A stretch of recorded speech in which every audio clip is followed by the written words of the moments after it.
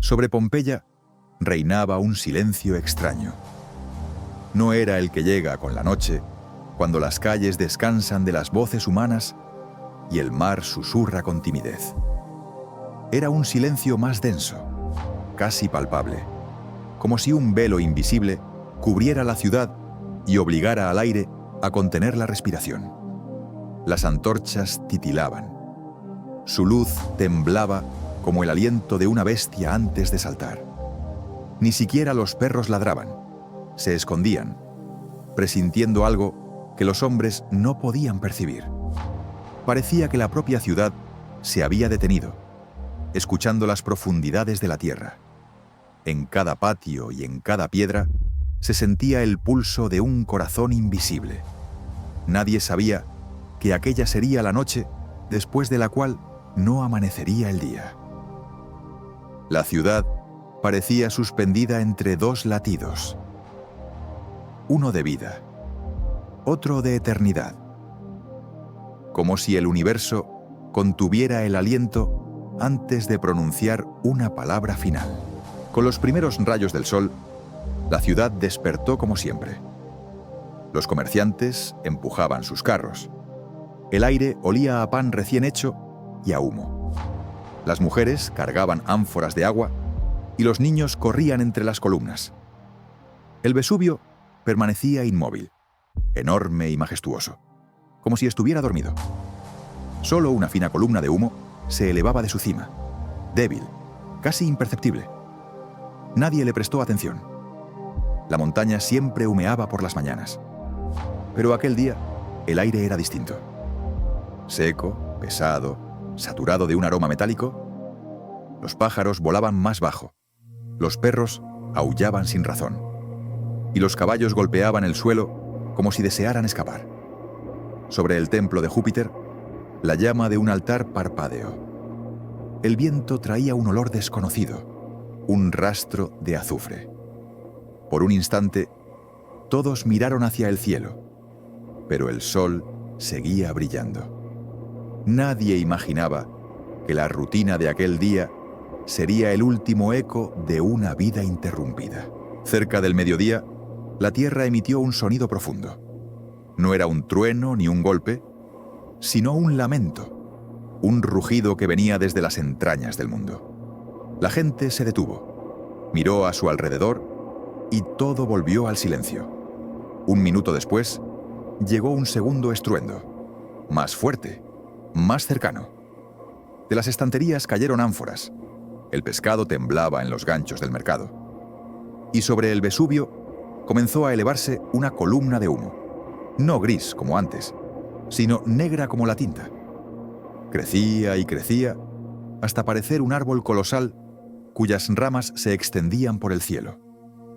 El sol perdió su fuerza y una penumbra cubrió la ciudad, como si la tarde hubiera caído de golpe. Algunos gritaron que era la ira de los dioses, otros que se acercaba una tormenta. Pero aquella tormenta no venía del cielo, nacía del corazón mismo de la tierra. El aire se volvió pesado, los animales huían, y un polvo fino comenzó a descender, suave como nieve, pero con el sabor amargo del fin. Cuando el cielo se volvió completamente oscuro, una luz extraña cubrió la ciudad. No era dorada ni de fuego, sino cobriza, como si el aire mismo se hubiera oxidado. La gente salió de sus casas mirando hacia la cima del Vesubio. Donde antes se veían colinas verdes, ahora se levantaban nubes densas, atravesadas por relámpagos que subían desde el suelo. Cada destello iluminaba los rostros incrédulos de la multitud.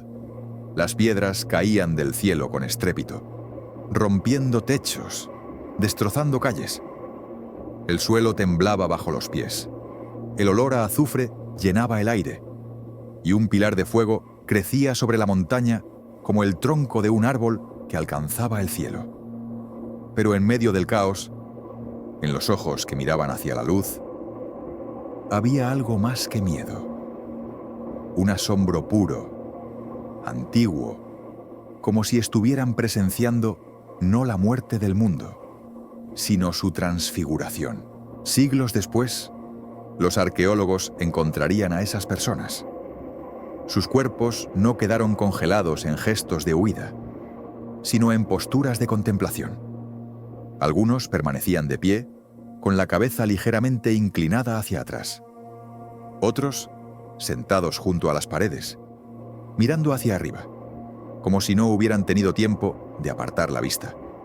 Los científicos debatieron durante años por qué tantas víctimas parecían mirar al cielo. La muerte fue inmediata. Nadie tuvo tiempo de correr o protegerse. Y, sin embargo, sus rostros mostraban serenidad.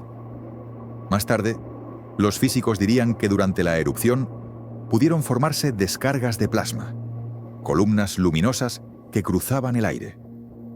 Pero quienes las contemplaron no sabían de ciencia.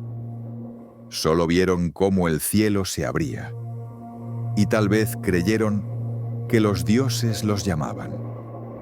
O tal vez comprendieron que la luz que nace en medio de la oscuridad es la puerta que conduce a otro mundo. Cuando la primera ola de ceniza cubrió la ciudad, el tiempo dejó de existir.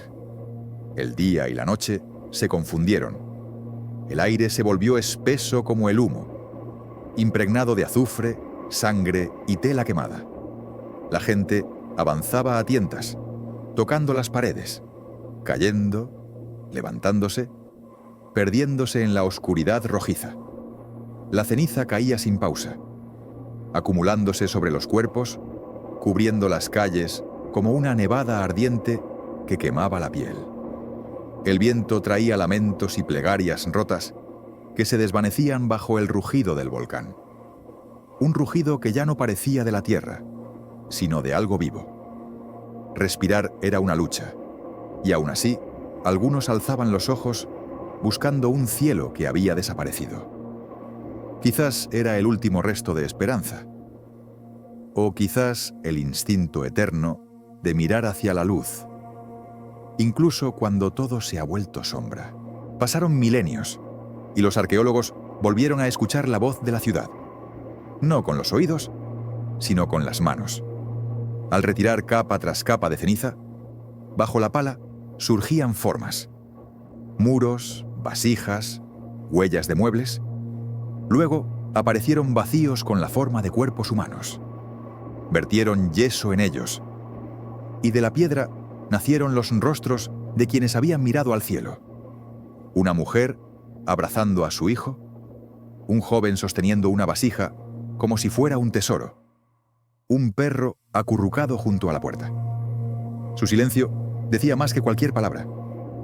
Entre ellos había figuras que permanecían erguidas. Sus rostros, dirigidos hacia arriba, parecían tranquilos, casi luminosos. Uno de los arqueólogos susurró: «Mírenlos. No parecen muertos. Parecen esperar que el cielo vuelva a abrirse». En ese instante, el polvo antiguo pareció moverse, como si el pasado recordara que alguna vez respiró. Hoy los turistas caminan lentamente por las calles de Pompeya. Fotografían los muros, los mosaicos, las casas donde el tiempo se detuvo. Pero bajo cada piedra aún respira un instante. Aquel en que alguien levantó los ojos y vio la eternidad. El aire allí parece más denso, cargado de memoria.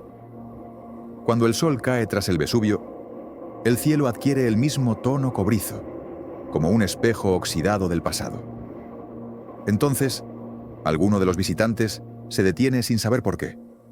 Levanta la cabeza y mira hacia arriba. Por un momento, una chispa invisible los une con los que vivieron allí. Tal vez, en ese instante, la ciudad recuerda a quienes no bajaron la mirada. Y quizás, desde las profundidades del tiempo, esas miradas perdidas regresan silenciosas, respondiendo con la calma de quienes ya han visto la luz del fin. Pero la ciudad no duerme. Bajo la ceniza, bajo el tiempo, bajo las capas del olvido, aún respira. Cada paso sobre sus calles es un paso sobre el pasado que no se ha ido. Solo espera ser escuchado otra vez. En el silencio de las ruinas se pueden oír ecos antiguos. Una risa, una puerta que se cierra, los pasos de un niño, el sonido de una vasija que cae. Es como si la historia misma susurrara: sigo aquí. Pompeya no murió. Quedó suspendida entre un parpadeo y un suspiro, entre el mundo de los vivos y el de la memoria. Y quien la observa con atención siente que el tiempo no se detuvo para morir, sino para conservar eternamente el último destello de luz antes de la oscuridad. A veces, cuando el viento desciende del Vesubio, trae consigo algo más que polvo y calor. Trae el aliento de quienes una vez habitaron este lugar. Un murmullo recorre las calles, como pasos sobre la piedra, y parece que la ciudad vuelve a despertar. En esos instantes, Pompeya revive, no a través de los ojos de los turistas, sino por la memoria de la tierra misma. Ella conserva todo: el grito de un niño, la risa en una taberna, el aroma del vino y del pan, el suspiro antes de mirar por última vez al cielo. Todo quedó grabado en la piedra, en la gran memoria del mundo. Y mientras el Vesubio permanezca en pie, esa memoria no morirá, porque una ciudad que atravesó la muerte se convirtió en parte de la eternidad. Cuando cae la noche, Pompeya vuelve a parecer una ciudad viva. La luna se posa sobre las columnas, devolviéndoles sus sombras. El viento mueve las hierbas secas y por un instante uno cree ver una luz encenderse dentro de alguna casa. Los arqueólogos dicen que por la noche los muros respiran distinto, con más calma, con más calor, como si recordaran los ecos de la vida que una vez contuvieron. A veces, sobre el mármol, aparecen marcas sutiles de manos, como si alguien acabara de rozarlas. Tal vez sea solo una ilusión, o tal vez sea la memoria regresando a su morada. Porque Pompeya no es un conjunto de ruinas, sino un instante detenido en el tiempo. Una ciudad que se negó a morir y se convirtió en el espejo inmóvil del alma humana. Y, sin embargo, lo más asombroso de Pompeya no es la ceniza, ni los muros, ni los cuerpos detenidos en el tiempo. Lo más sobrecogedor es el silencio que aún habita en ella. No es vacío, sino presencia, un susurro que atraviesa los siglos. En él se siente algo más que memoria. Es como si la propia tierra recordara el dolor, la luz, el miedo y la esperanza de quienes ya no están. Al permanecer de pie en una calle antigua y mirar hacia el Vesubio, se comprende que la catástrofe no destruyó la ciudad, la hizo eterna. Pompeya se convirtió en el recordatorio de que el ser humano puede desaparecer, pero su mirada hacia el cielo perdura más allá del tiempo.